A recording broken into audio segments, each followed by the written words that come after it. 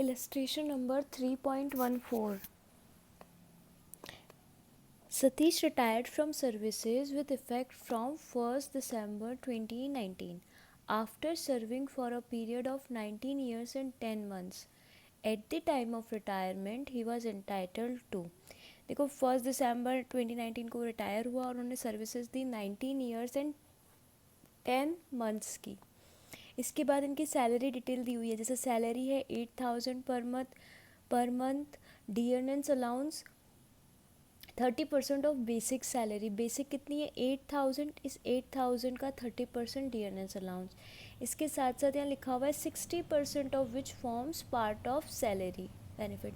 इसका मतलब dearness allowance with condition कितना हो जाएगा 8,000 का 30% 2,400. उसका भी फिर 60% हो जाएगा डियरनेस अलाउंस विद कंडीशन.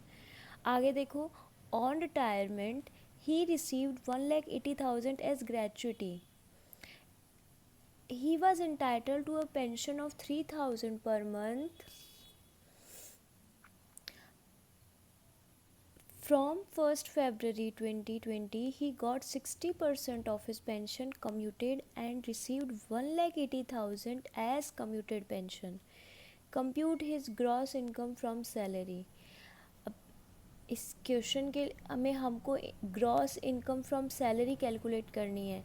तो पहले तो ये चेक करो गवर्नमेंट एम्प्लॉय है या प्राइवेट एम्प्लॉय है. तो कुछ नहीं लिखा प्राइवेट एम्प्लॉय है. तो प्राइवेट एम्प्लॉय है तो प्रीवियस ईयर स्टार्ट होगा 1 अप्रैल 2019 टू 31 मार्च 2020.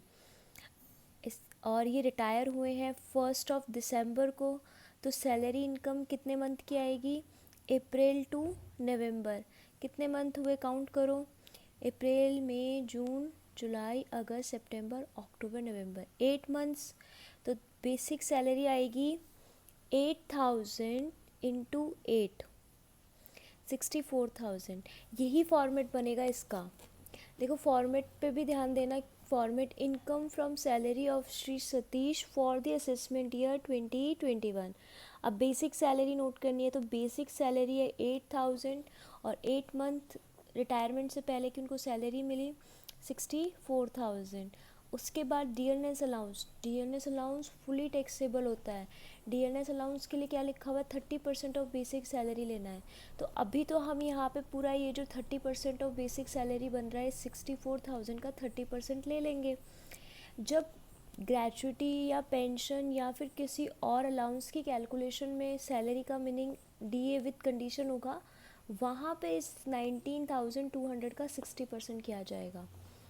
तो अभी इस क्वेश्चन में फर्स्ट पॉइंट क्या लिखा हुआ है ग्रेचुटी. तो देखो क्वेश्चन में ये कुछ नहीं लिखा हुआ कि पेमेंट ऑफ ग्रेचुटी एक्ट लगेगा या नहीं लगेगा. तो अजम्पशन हम दोनों ले सकते हैं. बस हमको वर्किंग नोट में अच्छे से मेंशन करना पड़ेगा कि हमने क्या अजम्पशन ली है और किस अकॉर्डिंग कैलकुलेशन किया है. तो जैसे इसके सॉल्यूशन में ये अजम्पशन ली हुई है कि payment of gratuity act is not applicable. तो जब पेमेंट ऑफ ग्रेचुटी एक्ट नहीं लगता है तो 3 पॉइंट कौन कौन से हैं. पहला point actual amount received. Last point 20 lakh. जो बीच वाला पॉइंट है वो है average salary of last 10 months. Multiply किया जाता है 1/2 से और फिर मल्टीप्लाई किया जाता है पीरियड ऑफ सर्विस से. इसमें सिर्फ कंप्लीटेड ईयर्स लेते हैं. तो अब हम ग्रेचुटी की कैलकुलेशन करते हैं. तो ग्रेचुटी की कैलकुलेशन के लिए आप अमाउंट लिखो. देखो आप पहले तीनों पॉइंट लिखो. First actual amount received question में गिवन है 1,80,000. सेकेंड पॉइंट जिसमें कैलकुलेशन करनी है तो इसमें एवरेज सैलरी लेनी है 10 मंथ्स की. मल्टीप्लाई करना है 1/2 से और फिर मल्टीप्लाई करना है कंप्लीटेड ईयर ऑफ सर्विस से. तो completed year of service question में कितना है वो अभी देखते हैं. तो और थर्ड पॉइंट है 20 लैक्स. तो इन तीनों में से जो अमाउंट सबसे कम होगा वो एग्जेम्प्ट हो जाएगा. अब average salary of last 10 month के लिए यहाँ सैलरी का मीनिंग क्या है. तो सैलरी का मीनिंग है यहाँ पे basic salary plus DA with condition and plus commission on sales. तो कमीशन ऑन सेल्स क्वेश्चन में गिवन नहीं है. Basic salary with condition given है basic salary and DA with condition, ये दोनों गिवन है। अब हमको ये कितने मंथ के चाहिए, 10 मंथ्स के। तो 10 मंथ की बेसिक सैलरी के लिए 8,000। एक बार इसमें ये भी चेक करना कि कुछ चेंजेस ना हो सैलरी में। अगर सैलरी इंक्रीज़ होती है तो फिर उसके अकॉर्डिंग कैलकुलेशन करना होता है। तो 8,000 इंटू 10 प्लस 8,000 का कितना परसेंट लेना है, 30%। फिर 30% का 60%, उसको मल्टीप्लाई करना है 10 से, और यहाँ लास्ट में ये 10। तो डीए का कैलकुलेशन आप करो। 8,000 का पहले 30%, ये फुल डीए आ गया, लेकिन हम सिर्फ कंडीशन वाला लेंगे यहाँ पे, तो इसका 60%, और फिर इस अमाउंट को 10 से मल्टीप्लाई कर देंगे ताकि 10 मंथ की आ जाए, और देन डिवाइड करना है 10 से। तो इसे सॉल्व कर लीजिए, आपकी average salary of last 10 month आ जाएगी। तो आपकी एवरेज सैलरी वो जो लास्ट 10 मंथ की आ रही है, तो देखो ये तो आया 8,000 इंटू 10 80,000, और ये आया 14,400। डिवाइड करेंगे 10 से तो ये हो गया 9440। Average salary of last 10 months 9440। अब इस 9440 को यहाँ लिख देते हैं 9440। कंप्लीटेड ईयर्स कितने हैं क्वेश्चन में? क्वेश्चन में कंप्लीटेड ईयर्स गिवन है 19। तो अब इस 9440 इंटू 1/2 इंटू 19, तो ये आ जाएगा पॉइंट नंबर 2 की वैल्यू। अब इन तीनों में से सबसे कम जो अमाउंट होगी वो एग्जेम्प्टेड ग्रेच्युटी हो जाएगी। तो इसकी वैल्यू आ रही है 8,9,680। तो सबसे कम 8,9,680 है, तो 1,80,000 यहाँ पे ये एग्जेम्प्टेड अमाउंट आ गई 8,9,680।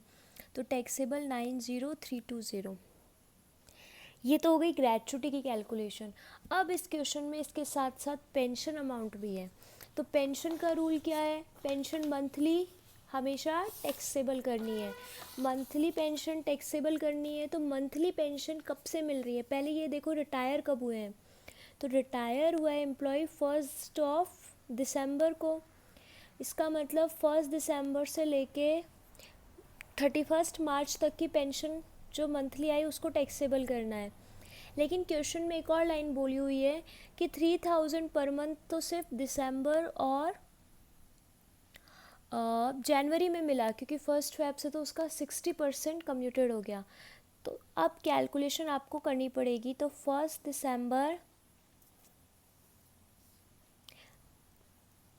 दिसंबर से लेके 31 जनवरी कितने महीने हुए? दिसंबर और जनवरी 2 महीने।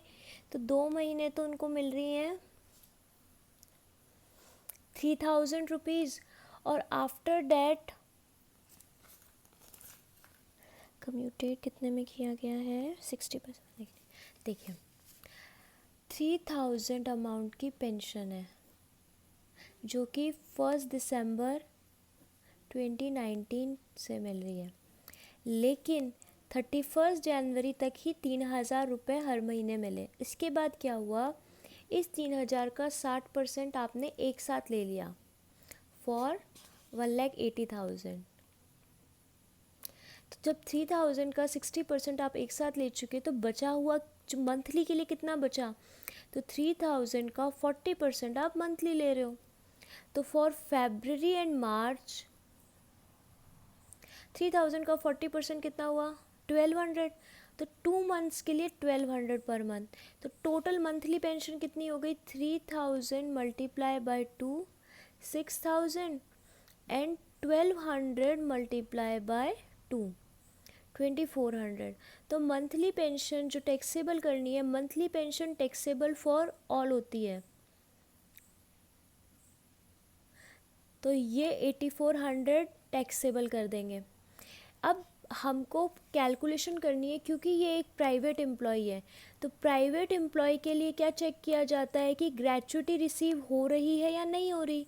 क्वेश्चन में हमको ग्रेच्युटी का दिया हुआ इन्फॉर्मेशन, मतलब ग्रेच्युटी भी मिल रही है।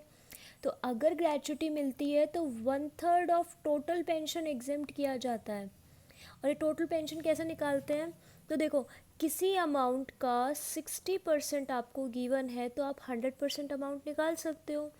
एक्स का 60% क्वेश्चन में कितना गिवन है, 1,80,000। तो मुझे बताओ आप 100% अमाउंट क्या होगी। तो एक्स को सॉल्व करेंगे तो एक्स आ गया 3 लाख। इसका मतलब अगर आपको कोई भी अमाउंट मंथली नहीं मिलती तो टोटल कम्यूटेड पेंशन हो जाती 3 लाख। अब इस 3 लाख का 1/3 एग्जेम्प्ट करना है, तो 3 लाख का 1/3 कितना हुआ, 1 लाख। आपको एक साथ कितने रुपए मिल रहे हैं, 1,80,000। इस 1,80,000 में से 1 लाख एग्जेम्प्ट हो जाएंगे तो रिमेनिंग 80,000 टैक्सेबल हो जाएंगे। तो ये हो गया आपका सॉल्यूशन। सैलरी जब तक रिटायर नहीं हुआ तब तक की सैलरी इनकम टैक्सेबल कर दिया, और रिटायरमेंट के बाद का जो इनको बेनिफिट मिल रहा है वो टैक्सेबल कर दिया। तो ये आ गई ग्रॉस सैलरी। अगर फिर भी आपको इसमें कोई डाउट हो तो आप कमेंट सेक्शन में कमेंट करके पूछ सकते हैं।